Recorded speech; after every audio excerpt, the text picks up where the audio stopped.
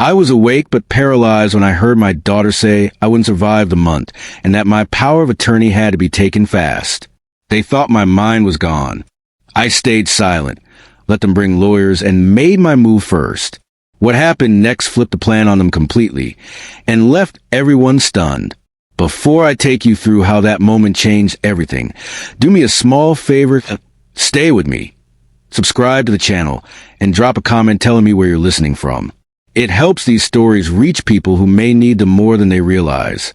The hospital room smelled of antiseptic and humming machinery. Machines beeped steadily, measuring a body everyone assumed was already half gone. I kept my eyes closed, my breathing shallow, letting the illusion stand. My daughter leaned closer to her husband, her voice low but careless. "He won't last a month," she murmured. "We need control before he figures anything out. Mom won't fight us. She barely knows what day it is anymore." Her husband exhaled, eager. "Once the paperwork's done, the rest is easy." They spoke like accountants dividing assets, not like family planning a future. Each word echoed off the sterile walls and lodged itself into my memory. They thought the stroke had taken my awareness along with my legs. They were wrong. My name, at least the one I was born with, used to carry weight across the Southwest. For 4 decades, I built commercial properties where nothing but dust and sun once existed. Office parks, retail centers, entire communities. I negotiated deals in rooms filled with men who underestimated me, and lost because of it. I learned early how greed smells. Lying there, I smelled it again, thick and familiar, clinging to my daughter like cheap cologne. 3 weeks earlier, I'd been reviewing contracts in my home office. The next moment, I was on the floor staring at a spinning ceiling fan, my body refusing to respond while my wife screamed my name into phone for emergency services. The doctors later called me lucky, alive, cognitively intact, but paralyzed from the waist down, possibly forever. What they didn't see, what they couldn't chart, was a shift that happened the moment my daughter decided I was already dead. I kept my eyes shut as they continued talking. "What about the assets?" my son-in-law asked. His voice was sharp, impatient. "The portfolio alone has to be worth 8 figures. "At least," my daughter replied. "But the coastal property is the real prize. He always said that one would go to my brother.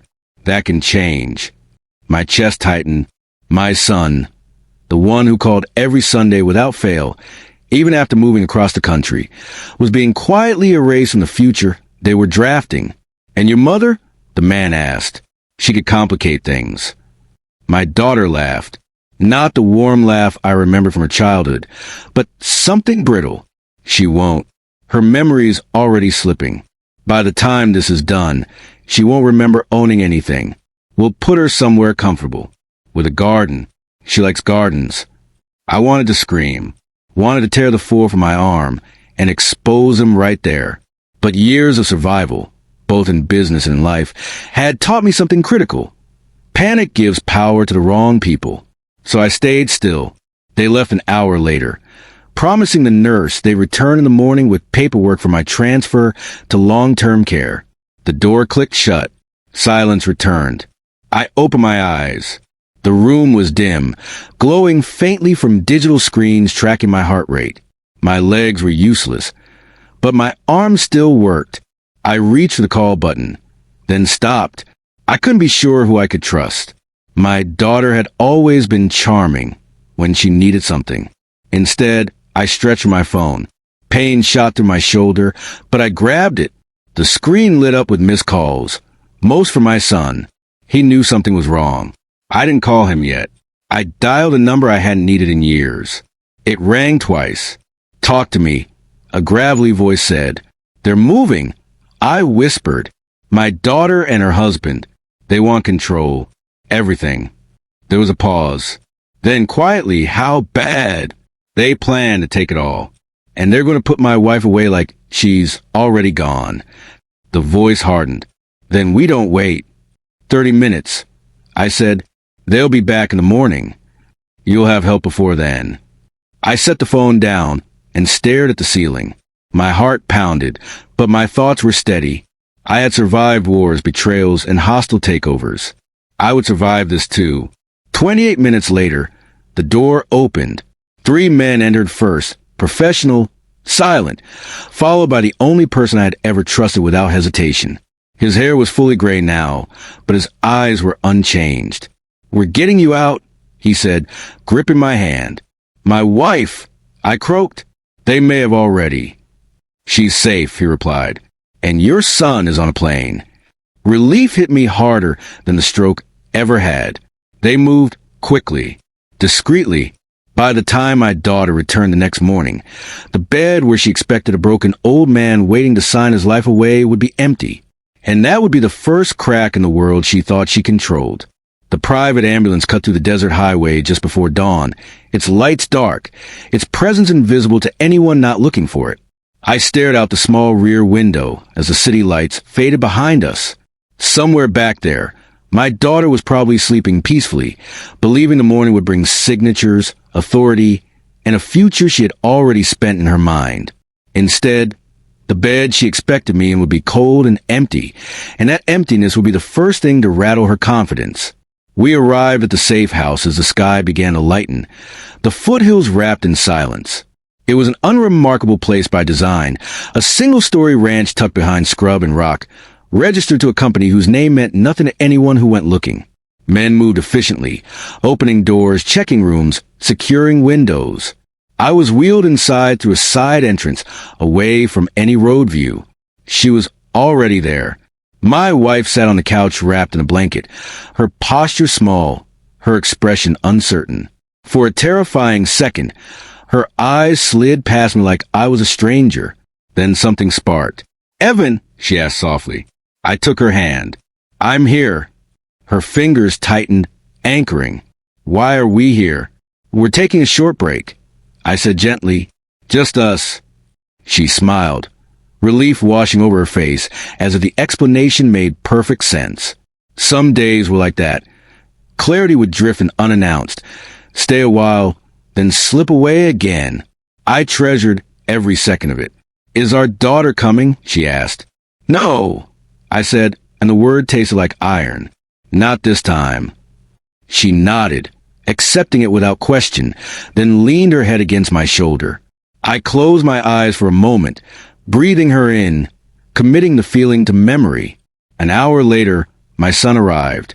He came through the door like a storm, tie loosened, eyes red, jaw clenched tight enough to crack. He stopped short when he saw the chair.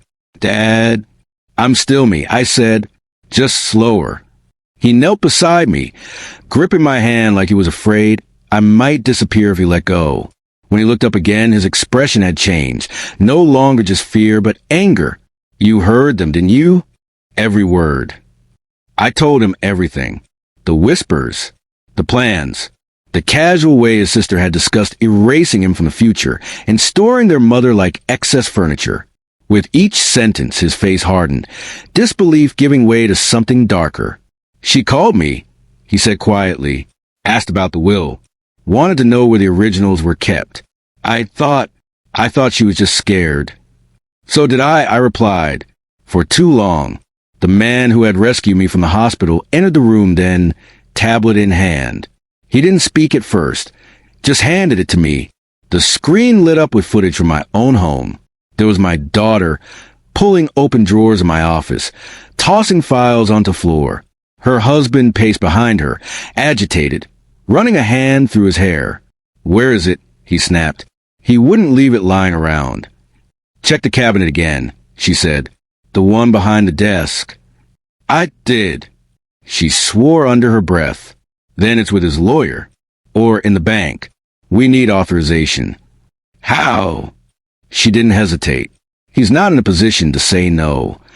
The room was silent, except for the audio playing from a video. My son's breathing grew shallow.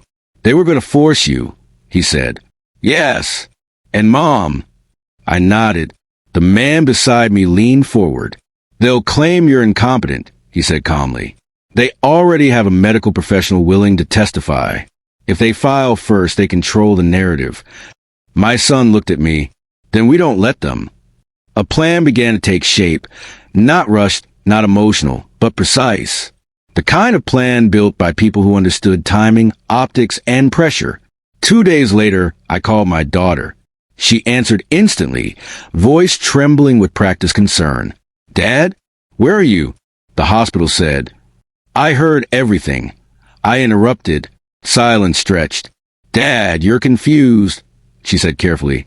"The medication." "Stop," I said. "I'm not calling to argue." Another pause. I could almost hear her recalculating. "I can't do this anymore," I continued. "The business. Taking care of your mother. I need help." Her breath caught. You do?" "Yes." I let my voice weaken. "I need you." The shift was immediate. Warmth flooded her tone. Too fast. Too eager. "Of course you do. We'll handle everything. Where are you?" "I want to do this properly," I said, publicly. A formal transition. "I want everyone to see the legacy continue." She didn't hesitate. "That's perfect.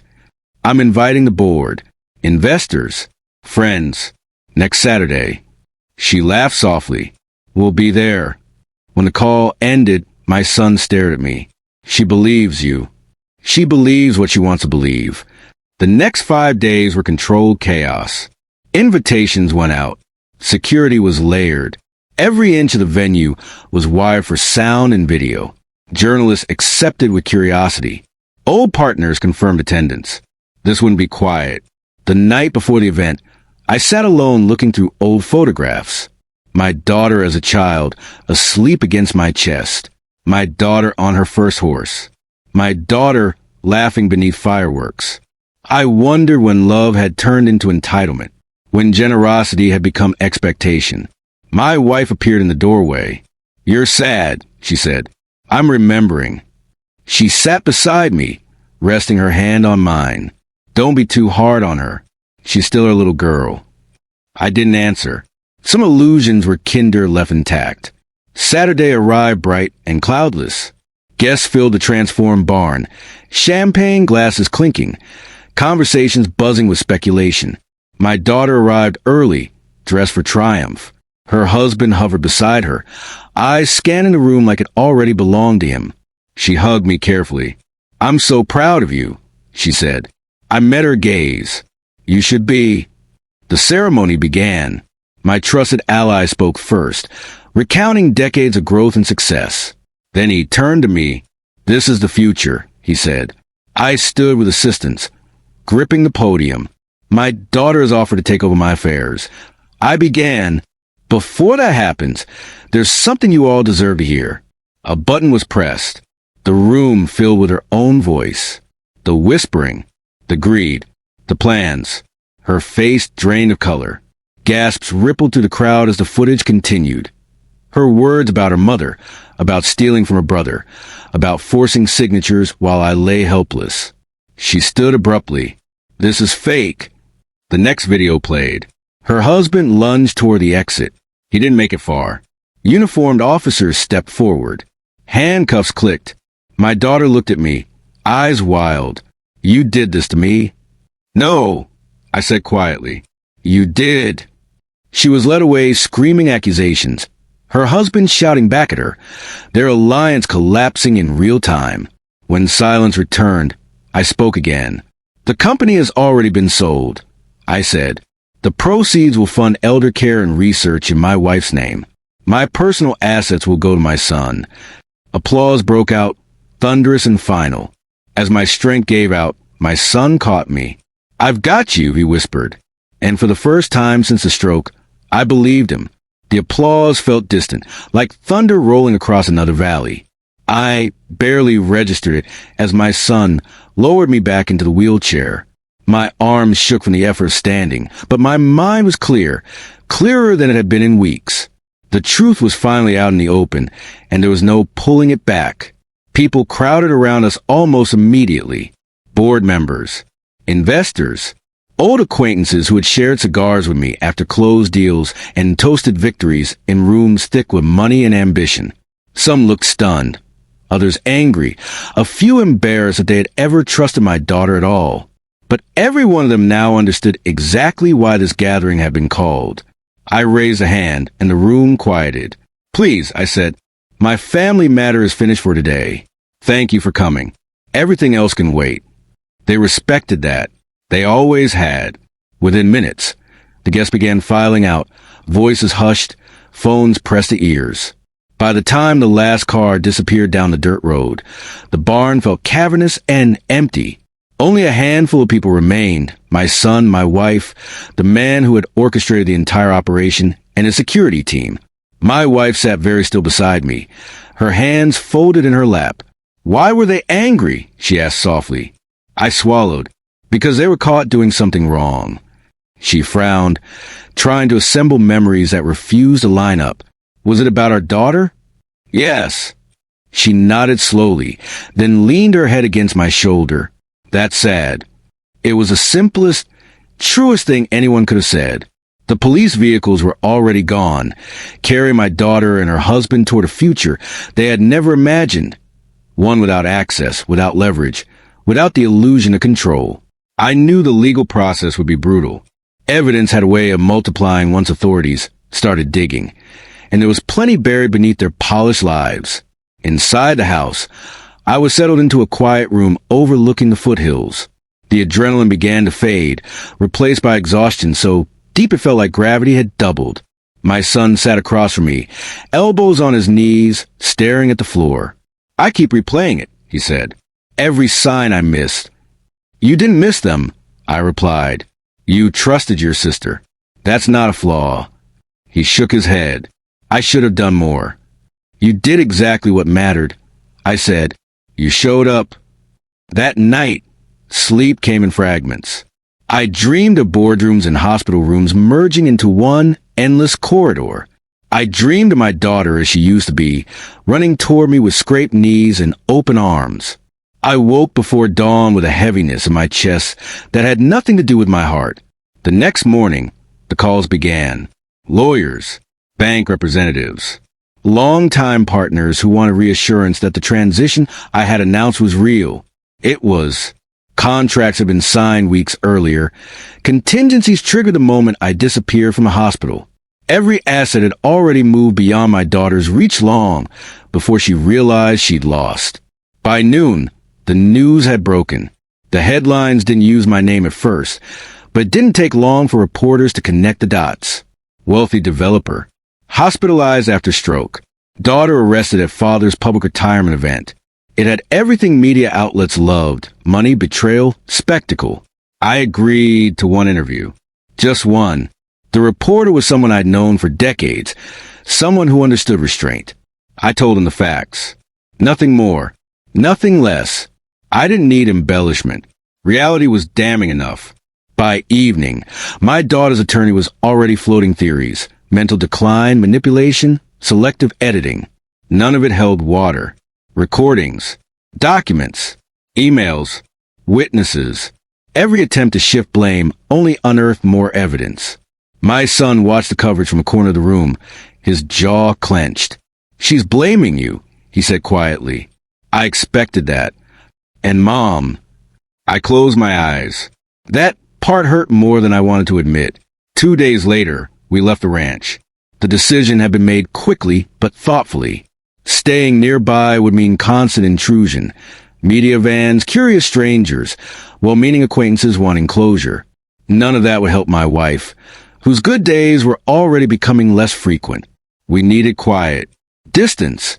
A place where the past couldn't follow so easily. The coastal town we chose was small, gray-blue, and endlessly calm. The ocean stretched out in every direction, its rhythm steady and indifferent to human drama. The house was rented under a name that meant nothing to anyone else. Simple, accessible, private. On our first morning there, my wife stood at the window watching the waves. It's beautiful, she said. Have we been here before? No, I replied. She smiled. Then I'm glad we came. My son stayed for a week, helping us settle in, arranging caregivers, setting up accounts. He worked tirelessly, refusing to leave until he was certain everything was stable. Before he flew back, he knelt beside my chair. I don't know how to thank you, he said. For what? For trusting me. I gripped his shoulder. You earned it, When he left, the house felt quieter, but not empty. The trial moved faster than anyone expected. With evidence stacked high and public scrutiny intense, delays worked against the defense. My daughter's husband tried to negotiate first, offering to testify against her in exchange for leniency. She responded by accusing him of coercion. Their alliance disintegrated exactly as I'd known it would. I followed the proceedings from a distance, reading transcripts, not watching footage. Seeing her face like that, angry, cornered, wouldn't have helped anyone. One afternoon, a letter arrived. The handwriting was unmistakable. My wife turned it over in her hands. Is it from her? Yes. She held out to me, uncertain. Do you want me to read it? No, I said gently. I will. The letter was pages long. Accusations tangled with apologies. Justifications buried beneath flashes of something that almost resembled remorse. She blamed her husband. The pressure, fear, desperation. She said she never meant to hurt her mother, that she loved us. At the end, one sentence stood alone. I thought I was losing you. I folded the letter and placed it in the drawer beside my bed. That night, my wife asked about her again. Is she angry with us? She asked. Yes, I said. Will she be okay? I don't know. She nodded, satisfied with the honesty. Weeks passed. The days settled into a rhythm shaped by the tide and my wife's condition. Some mornings, she remembered everything. Other days, she asked me my name. Every evening, we walked along the beach, me in the chair, her beside me, her hand resting lightly on my shoulder. The chair handled the sand better than I'd expected. Adaptation, I'd learned, was just another form of survival. One afternoon, my son called. They denied bail, he said. Too much risk. I exhaled slowly. Thank you for telling me. She asked about Mom. I closed my eyes. What did you say? That she's safe. It was enough. Later that week, I sent my daughter a package. Inside was a single photograph from her 5th birthday. She sat on my lap, face smeared with chocolate cake, laughing like the world had never taught her disappointment. On the back, I wrote one sentence. This is the daughter I remember. I didn't know what she would do with it. I didn't know if it would hurt or help. I only knew it was the last thing I could give her without sacrificing myself or the woman I loved. One evening, as the sun dipped low, my wife turned to me. I had a dream, she said. About what? Our daughter. She was little again, riding her horse. Her voice trembled. I miss her.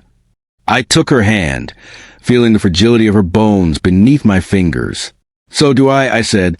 We sat there in silence, watching the ocean swallow the light, knowing some losses could never be fixed, only endured. Time has a strange way of slowing down when there is nothing left to chase. Days along the coast unfolded quietly, measured not by meetings or deadlines, but by the tide, by my wife's moods, by the softness or sharpness of her memory. Some mornings she woke knowing exactly who I was, recalling fragments of our early years with startling clarity. Other mornings she introduced herself to me like we were strangers sharing a park bench. I learned to accept both versions of her, without correction. Correcting her only caused fear. Going along brought peace. The trial date was set for early spring. I chose not to attend. My presence would change nothing, and I had no desire to watch my daughter reduced to a defendant number on a courtroom docket. Justice didn't require my eyes on it to move forward. Still, the updates came. The doctor they had planned to use, paid, pressured, or promised something he shouldn't have been, broke first. Faced with emails, bank transfers, and the possibility of losing his license, he cooperated fully. His testimony dismantled their argument before it could even be assembled. The forged notary stamps were traced. The fake medical assessments unraveled. What had begun as a plan built on secrecy collapsed under the weight of documentation. My son called after preliminary hearing. She tried to look at Mom, he said quietly. When they brought her in, my throat tightened. Did Mom see her? No. She was distracted, talking to a nurse about the weather. I let out a breath I hadn't realized I was holding. My wife had good days and bad days, but her heart remained steady. She laughed easily. She trusted deeply. Sometimes she asked why we didn't call our daughter anymore. I would tell her we had a disagreement. She would nod, then forget the question minutes later, but not the feeling. She felt the absence even when she couldn't name it. One afternoon, she stood by the water's edge, shoes in hand, staring at the waves. "Do you ever think we did something wrong?" she asked suddenly. "About what?" "Our children," she said. "Maybe we love them too much." I considered that. I don't think love was a problem. She smiled faintly. Then what was? Not teaching them what love doesn't entitle you to. She accepted that answer like someone accepting a difficult truth they'd already suspected. The verdict came faster than expected. Guilty on all major counts. Conspiracy, financial exploitation, attempted coercive control over an incapacitated adult, abuse of a vulnerable elder. The sentence would come later, but the direction was clear. Years, not months. Consequences that could not be negotiated away with charm or tears. My son flew in again when the news broke. He found me on the deck, staring out at the gray water. "It's over," he said. I nodded. "No, it's finished." There was a difference. We talked late into the night, about the past, about what could have been different. He admitted guilt for leaving the state years ago, for not being closer, for assuming things would always be stable because I had always made them so. "You didn't fail us," I told him. "You chose your own life. That was the goal." He looked relieved, like he'd been waiting years to hear that. Before he left, he asked something I hadn't expected. "If she writes again," he said carefully, "what do you want me to do?" I thought about it for a long time. "Read it," I said. "But don't answer unless you're sure the answer won't cost you peace." He nodded. Weeks passed. Spring arrived quietly. The air softened. The ocean lost some of its steel edge. My wife's condition declined in small, almost polite ways, forgetting words, forgetting names, forgetting how to button her coat. But she never forgot kindness, never forgot affection. One evening, she reached for my face with both hands. "You're good to me," she said. "I promised I would be," I replied. She smiled, satisfied. Another letter arrived from the prison. This one was shorter. No accusations. No excuses. Just anger, raw and unfiltered. She blamed me for humiliating her, for ruining her life publicly, for choosing my son over her.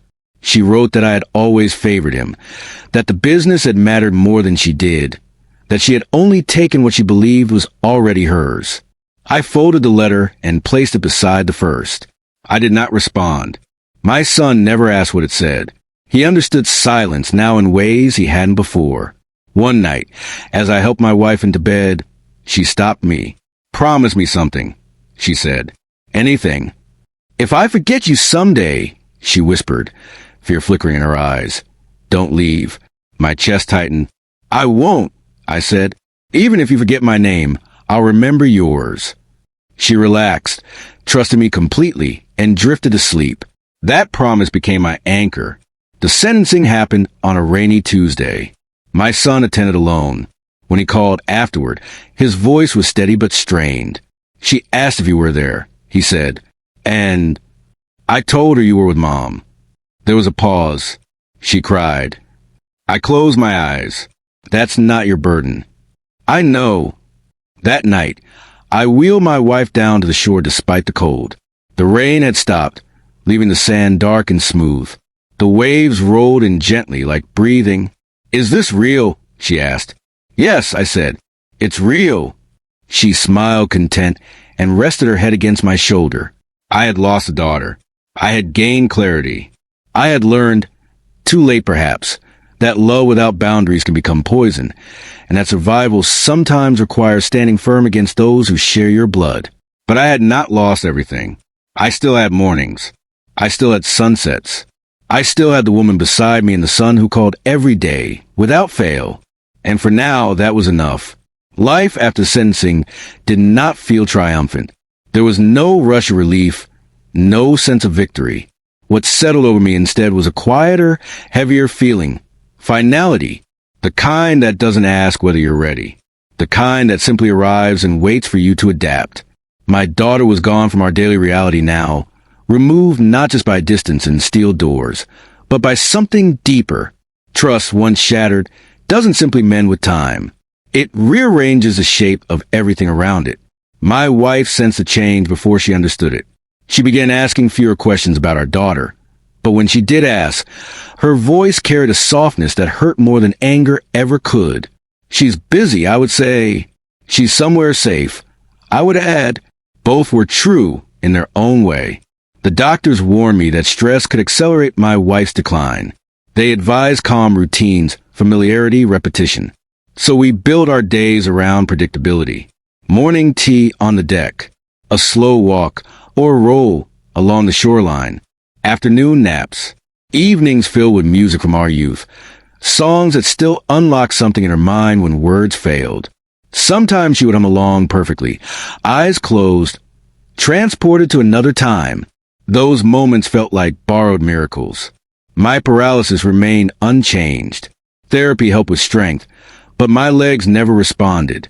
Oddly, I made peace with that faster than anyone expected. The chair became an extension of me, not a prison. It gave me freedom in a new form, and I refused to resent it. Resentment, I'd learned, was expensive. It charged interest daily. One afternoon, months after sentencing, my son called with news that tightened my chest. She's requesting a supervised visit, he said carefully. With whom? I asked, already knowing the answer. With Mom. I stared out at the water, watching a distant ship cut across the horizon. What did you say? That I'd ask you first. I closed my eyes. The image of my wife, confused, trusting, vulnerable, standing across from the daughter who had planned to erase her life piece by piece, filled me with a cold, protective anger. No, I said, not now. Maybe not ever. He didn't argue. He understood that some boundaries weren't punishment. They were protection. She didn't ask about you, he added quietly. That stung more than I expected. As summer approached, my wife's good days became rarer. She began calling me by my father's name sometimes. Other times, she looked at me with polite curiosity, like a neighbor she couldn't quite place. But she always accepted my presence, always allowed me to stay.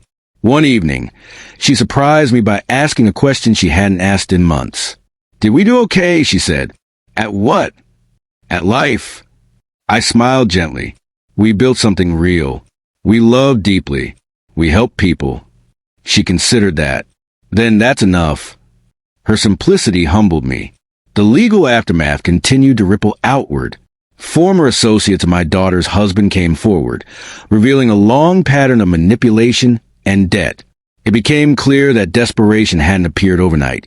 It had been growing quietly for years, fed by entitlement and the belief that consequences were for other people. I didn't follow every detail. I didn't need to. Knowing the truth was enough. One day, a final letter arrived. This one was different. It wasn't angry. It wasn't defensive. It was small. She wrote that prison was loud at night, that she had too much time to think, that she finally understood how quickly greed had swallowed everything else. She said she didn't expect forgiveness. She said she didn't deserve it. She asked only one thing. If Mom ever asks about me, please tell her I love her. I sat with that letter for a long time. When my wife asked about her that evening, I told her the truth. Simplified, softened, but real. She loves you, I said. My wife smiled, tears forming. I love her too. That was all. I never responded to the letter. Some conversations are meant to remain one-sided, not out of cruelty, but out of clarity. As the months passed, my son took on more responsibility. He managed a foundation we created in my wife's name, overseeing programs that help families navigating memory loss and elder care. He approached the work with humility, never using our name as leverage, never seeking attention. Watching him work healed something in me. One afternoon, as we sat together reviewing reports, he looked up suddenly. You know, he said, if you hadn't heard them that day, I finished the thought. Everything would be gone. And Mom, I nodded. Silence filled the space between us. You saved us, he said. No, I replied. I listened. That distinction mattered. As autumn arrived, my wife's world narrowed. She forgot places first, then people. Finally, entire stretches of time slipped away like pages torn from a book. But love remained. She still reached for my hand, still smiled when I spoke softly, still relaxed when I was near. On one particularly clear morning, she looked at me with sudden intensity. "You're my husband," she said. "Yes," I replied, heart racing. "We've had a good life." "We have." She nodded, satisfied, then drifted back into confusion minutes later. I held on to that moment like a treasure. One night, as the wind rattled the windows, I found myself thinking about legacy. Not money, not buildings, but memory, impact, the quiet ways we shape others without realizing it. My daughter had chosen her path. My son had chosen his. I had chosen mine long ago, to build, to protect, to provide. I had made mistakes. I had overcompensated. I had confused generosity with guidance. But I had also stood up when it mattered. I had refused to disappear quietly. And that, I realized, was something no one could ever take from me. Winter came gently to the coast, bringing long gray mornings and quiet afternoons that seemed to stretch forever. The cold never bit too hard, but it slowed everything down, as if the world itself had decided to move more carefully around my wife. Her steps became hesitant. Her words came softer, sometimes dissolving halfway through a sentence. I learned to listen not for meaning, but for feeling. Meaning faded. Feeling stayed. Caregivers rotated in calm, professional shifts. They learned her routines, her favorite songs, the way she preferred her tea. They learned, too, that she trusted me more than anyone else. If I was in the room, she was calm. If I stepped out, even briefly, she grew restless. So I stayed close. Always close. Some nights, when sleep wouldn't come, I replayed everything in my mind, not with regret, but with examination. I had built empires by asking one simple question over and over: what happens next? Now, stripped of ambition and urgency, that question had a different weight. What happens next when the future no longer belongs to you? The answer, I discovered, was simple. You make the present as gentle as possible. My son visited again in early January. He looked older than his years now, not from stress alone, but from responsibility. He carried it well. Watching him move through the house, checking details, speaking softly to my wife, adjusting to her changing reality without frustration, I realized something unexpected. He had become the man I once hoped my daughter would be. One evening, after my wife had gone to bed, we sat by the fire. She barely remembered my name today, he said quietly, but she remembered how you made her feel. I replied, that matters more. He nodded, staring into flames. Do you ever think about her? About what it's like in there? Yes, I admitted, more than I'd like. She asked again, he said, about seeing Mom. My jaw tightened instinctively, then relaxed. Time had shifted something in me. Not forgiveness, not exactly, but distance. What did you tell her? I asked. That Mom isn't well enough. That it would confuse her. That was the right answer. She didn't argue this time. I said nothing. There was nothing to say. A week later, my wife had one of her clearest days in months. She woke smiling, called me by my name, and asked where we were. By the ocean, I said. She laughed. Of course we are. You always did like the water. We spent that entire day together, talking, reminiscing, laughing at memories that surfaced without warning. She remembered our first apartment, remembered our honeymoon, remembered dancing barefoot in the kitchen at midnight, because we didn't own a table yet. By evening, she was exhausted but radiant. That night, she held my hand as she fell asleep. Promise me something, she murmured. I already promised. I said, promise me again. I'm here. She smiled content and drifted away. The next morning, she didn't recognize me at all. The decline accelerated after that. Doctors warned me this was common. That moment of clarity often preceded sharper downturns. Knowing didn't soften the blow. Nothing really does. She stopped walking without assistance. Then she stopped speaking in full sentences. Eventually, words disappeared altogether, replaced by sounds, expressions, small gestures that only those who love her could interpret. But even then, she knew safety. She knew gentleness. She knew me. One afternoon, as I wheeled her back from the garden, she suddenly gripped my wrist with surprising strength. Her eyes locked onto mine, sharp and lucid for a fleeting moment. "You stayed," she whispered. "Yes," I said, choking. Then it passed. I sat with that moment for days, replaying it like a sacred recording. Around that time, my daughter was sentenced formally. The years were finalized. Appeals denied. The system moved on. I didn't attend. I didn't read the transcript. Some chapters don't need to be reread to be closed. What did arrive, unexpectedly, was a package forwarded through my son. No letter this time. Just a small envelope containing a folded piece of paper. Inside was a drawing. Crude, childlike. A house. A son. Two figures holding hands. On the back, a single line, written unevenly. I remember this. I stared at it for a long time. That night, I placed the drawing beside the old photograph on my desk. Past and present. Innocence and consequence. Love and loss tangled together in ways I no longer tried to separate. I never responded. Not because I didn't care, but because my caring had limits now. Limits shaped by survival, by responsibility, by the woman sleeping peacefully in the next room who depended on me completely. Spring came again. My wife's world narrowed to sensations, warmth, touch, tone. She no longer recognized places or faces, but she responded to music. She responded to kindness. She responded to my voice. Every morning, I read to her. Sometimes books. Sometimes newspapers. Sometimes nothing at all, just words spoken softly, rhythmically like a tide. One afternoon, my son joined us. She didn't recognize him, but she smiled when he kissed her forehead. "She likes you," he said with a sad smile. "She always has," I replied. Later, he asked a question he'd been circling for months. "When she's gone, what do you want to do?" I looked out at the water. "Keep living," I said, "but differently." He waited. "I don't want bitterness to be the last thing I feel," I continued. "I've had enough of that in one lifetime."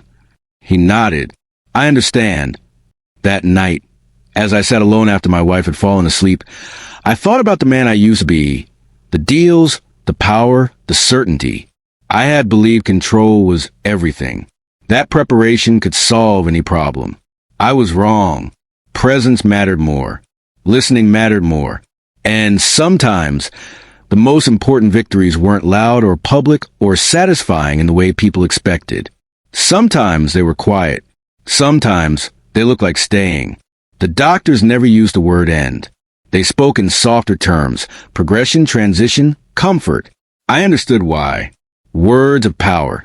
And once you name something, it becomes real in a way silence delays.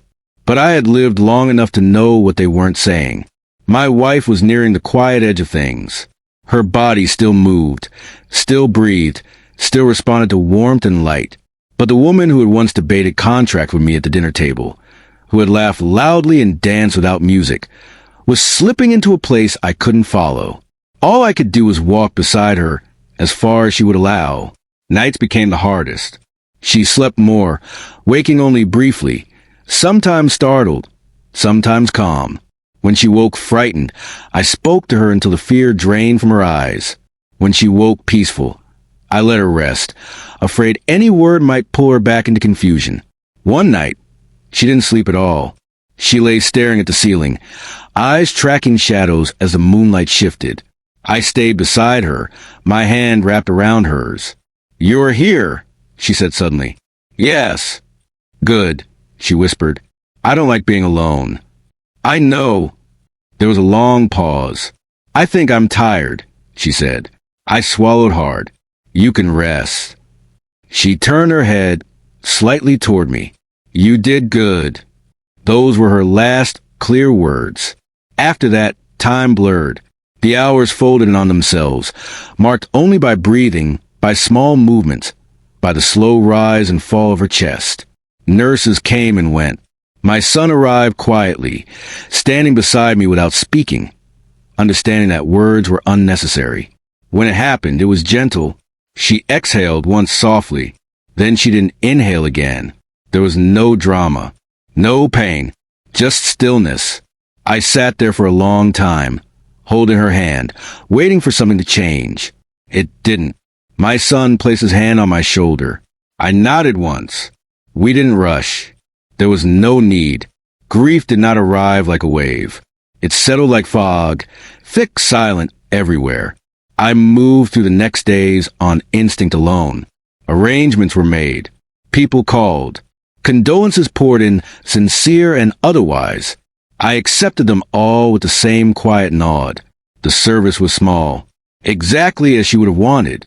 No speeches, no grand gestures, just music she loved and a view of the ocean she had grown to adore in her final years.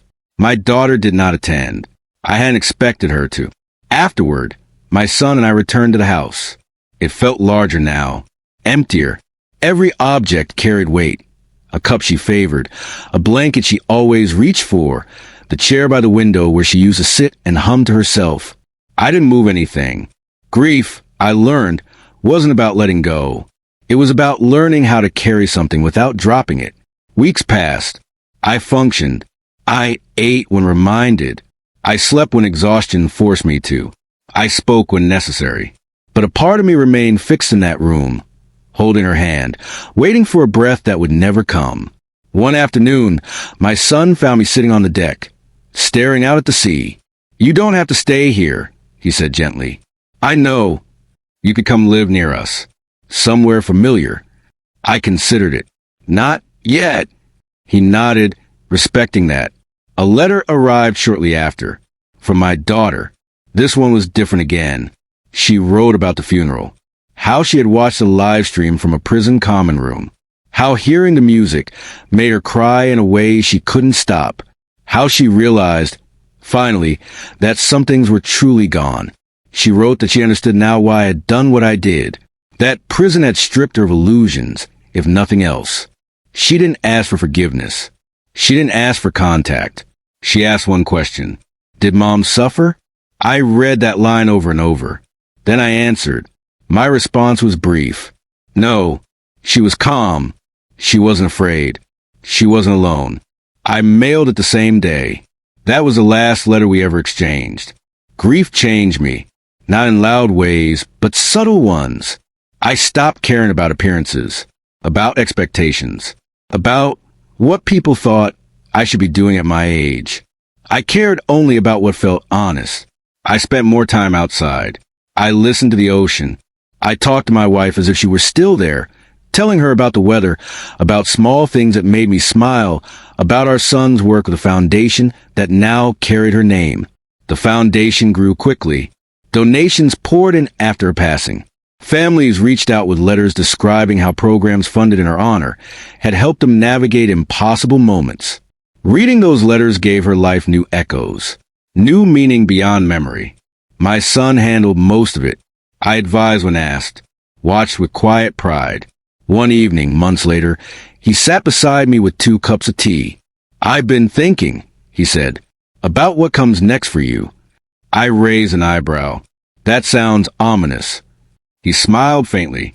"I mean, you've spent so long protecting everyone else. What do you want now?" The question caught me off guard. What did I want? I thought about the man I had been, the deals, the control, the urgency. I thought about the man I had become, quieter, slower, more attentive to things I once rushed past. "I want to finish well," I said finally. He nodded. "What does that look like?" "Honest days. No lies. No unfinished business."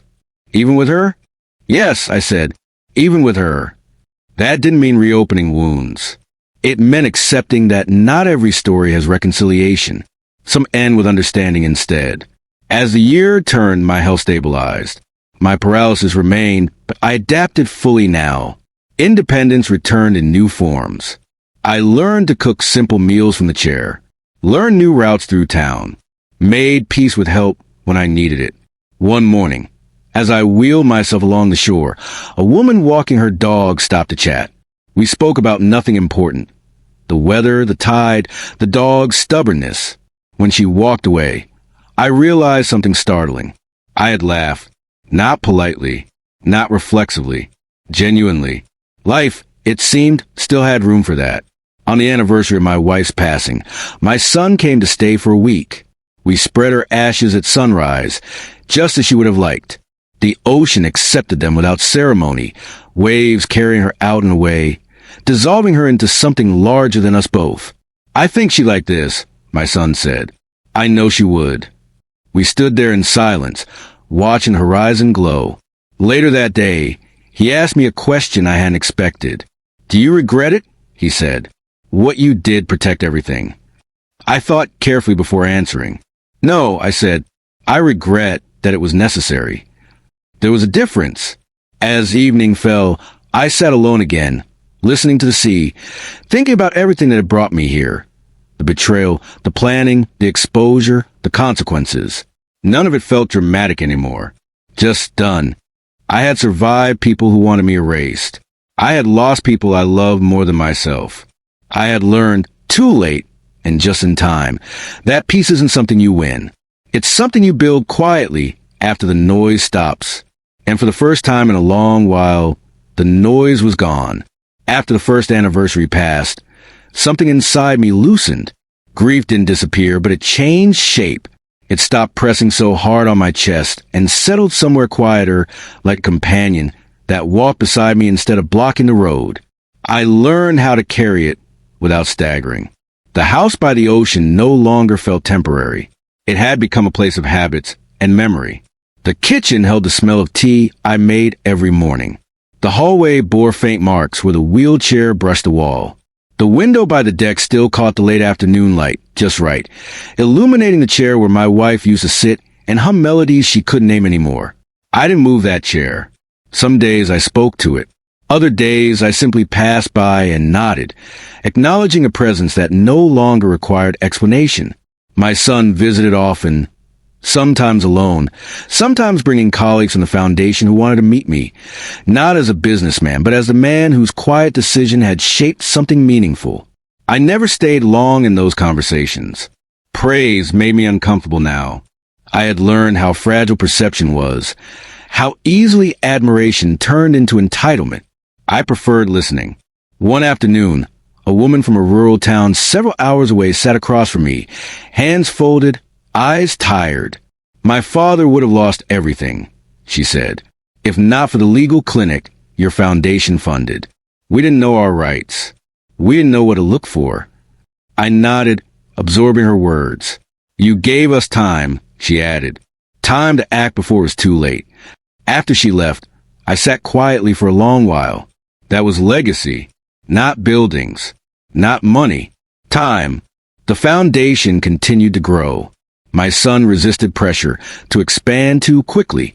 He remembered my lessons, grow carefully, intentionally, with purpose. Watching him lead filled me with a sense of peace I hadn't known how to imagine before. But peace, I learned, doesn't mean the past stops knocking. One morning, nearly 2 years after everything began, my son called with news that made my grip tighten on the phone. "She's up for a review hearing," he said.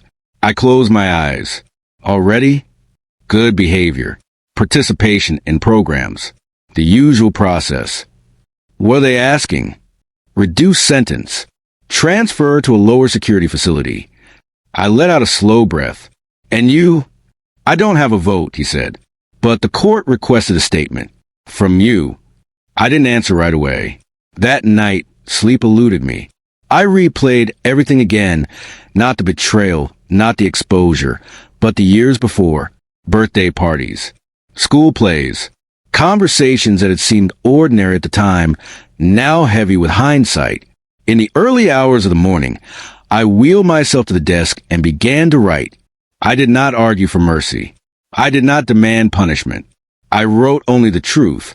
That my daughter had once been capable of love, that she had also been capable of extraordinary harm, that accountability was necessary, not for vengeance, but for safety, that trust once broken in such a way, could not be restored by time alone, and that whatever the court decided, I would accept it. I mailed the statement without rereading it. The decision came weeks later.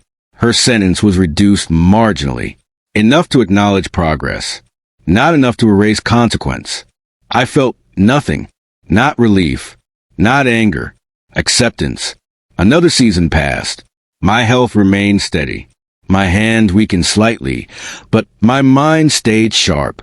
I adapted again, learning new ways to manage, new ways to remain independent. I took pride in that. Quiet pride. One day, sorting through old files, I came across something I hadn't seen in years. A journal my wife used to keep in her 40s. I hesitated before opening it, unsure if I was ready. I was. Page after page held her handwriting, looping and warm. Notes about ordinary days, complaints about laundry, joy over small victories, and, tucked between entries, observations about our children. She had worried about our daughter long, before I ever had. She wrote about her intensity, her impatience, her need for control. I closed the journal slowly. My wife had seen it. She had felt it. She had loved anyway. That knowledge softened something in me. I began visiting a local community center once a week, speaking with caregivers and families dealing with memory loss, not as an expert, just as someone who had lived it. I told them what I had learned, that patience mattered more than correction, that presence mattered more than memory, that love could exist even when recognition didn't. People listened. Some cried. Some smiled with relief. One afternoon, after a talk, a young man approached me. "My sisters try to take over my mother's affairs," he said quietly. "I don't know if I'm imagining things." I looked at him carefully. "Trust patterns, not excuses," I said, "and don't wait for proof that comes too late." He nodded, grateful. That night, as I sat on the deck watching the stars appear one by one, I thought about how close I had come to being erased, not physically, but legally, emotionally, invisibly. How easily my story could have ended in a room I didn't choose, under decisions I didn't consent to. Survival, I realized, wasn't just about escaping harm. It was about refusing to vanish quietly. Another letter arrived months later. I recognized the handwriting immediately. This one was calm, measured. She wrote about classes she'd taken, about therapy she'd resisted at first, then slowly accepted, about understanding how fear had twisted into greed, how desperation had fed lies she told herself until they sounded like truth. She did not ask to be forgiven. She asked if I was well. I stared at the question longer than necessary. Then I answered, "I am alive. I am at peace. I hope you continue to do the work you've started." That was all. I did not mention her mother. I did not reopen wounds. Some doors, once closed gently, are meant to stay that way. The ocean taught me that. Waves come and go. Shorelines change. But the sea doesn't chase what leaves. As another year turned, my son brought news that surprised me. "I've been asked to run for the board of a national elder advocacy group," he said. I smiled. "They'd be lucky to have you." "I learn from the best," he replied. I shook my head. "You learn from watching what not to do as much as what to do." He laughed softly. On my 70th birthday, we celebrated quietly. A small cake, a walk along the shore. No speeches, no milestones, just gratitude for another year lived honestly. That night, alone in my room, I reflected on everything that had happened since the hospital.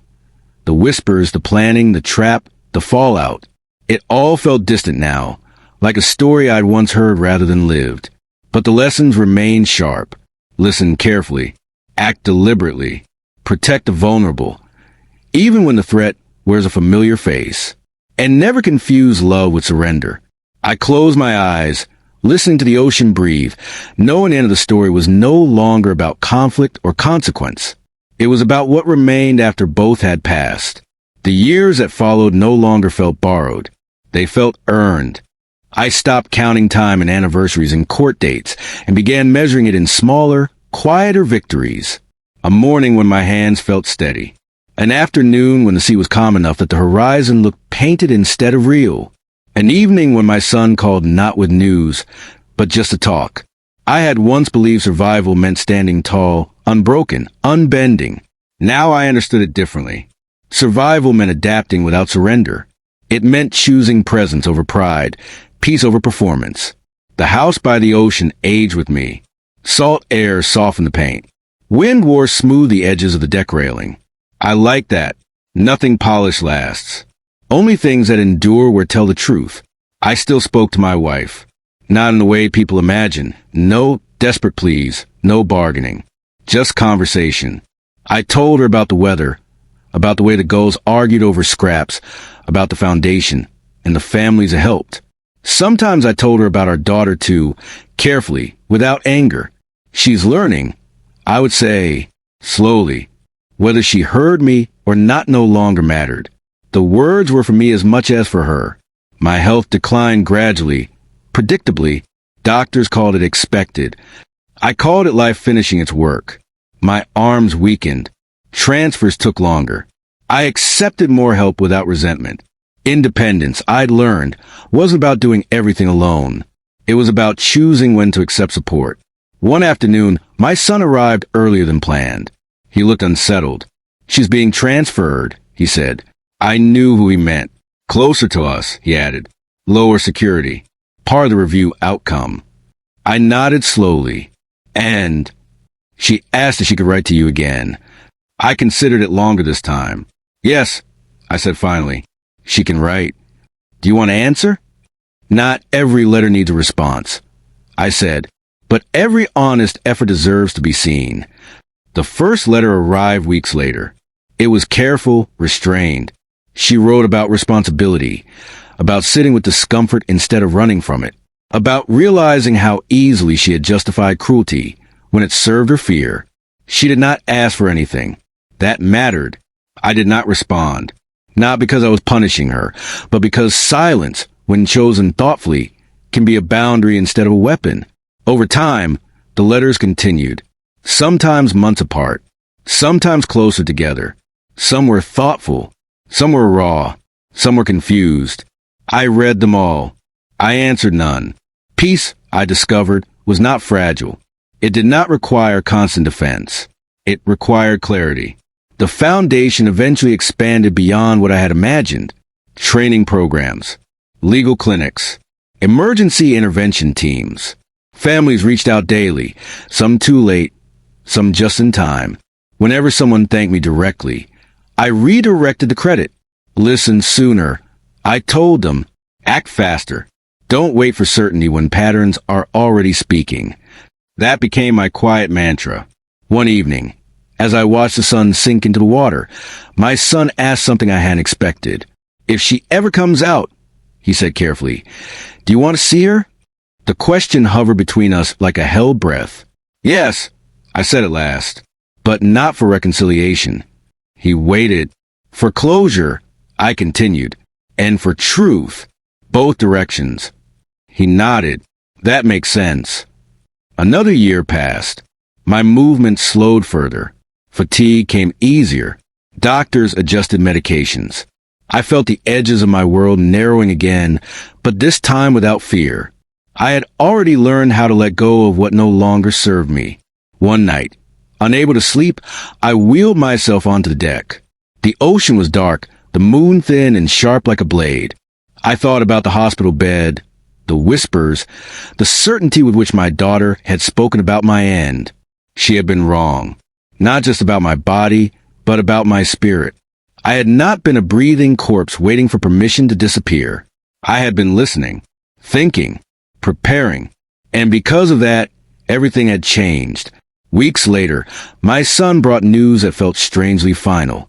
She'll be eligible for supervised release in a few years, he said. Nothing certain yet, but it's possible. I nodded. Then we'll see. He studied me. You don't sound angry. I'm not, I said. Anger was useful once. Now it's just wait. That night, I dreamed of my wife again. She stood on the shore, younger, stronger, smiling the way she used to when she thought I was overthinking something. You did enough, she said. When I woke, I felt calm. The doctors later called it decline. I called it completion. I put my affairs in order, not because I feared loss, but because clarity is a gift to those who remain. My son and I talked openly about everything. There were no surprises left, no secrets waiting to ambush him. On one of my clearer days, I asked him to wheel me down to the water one last time. The tide was low, the sand firm. We stopped where the waves barely reached the wheels. "This is good," I said. He stood beside me, silent. "I want you to remember something," I told him. "Doing the right thing doesn't always look kind in the moment, but it will always look clear in hindsight." He swallowed. "I know. I'm proud of you," I added. He didn't answer right away. When he did, his voice was unsteady. "I know." That night, as I lay in bed listening to the ocean through the open window, I thought about the strange symmetry of it all. How a whispered betrayal in a hospital room had led not to my erasure, but to my awakening. I had lost a daughter, yes, but I had saved my wife's dignity, protected my son's future, preserved my own voice. And in doing so, I had learned the hardest lesson of all. Love does not mean allow yourself to be destroyed. Sometimes, love means standing up, even when you cannot stand at all. If you stayed with me until the end of the story, thank you. Before you move on, take a moment to support stories like this. Subscribe to the channel, share where you're watching from the comments, and let me know what you would have done in my place. Your engagement helps these stories reach the people who need them most.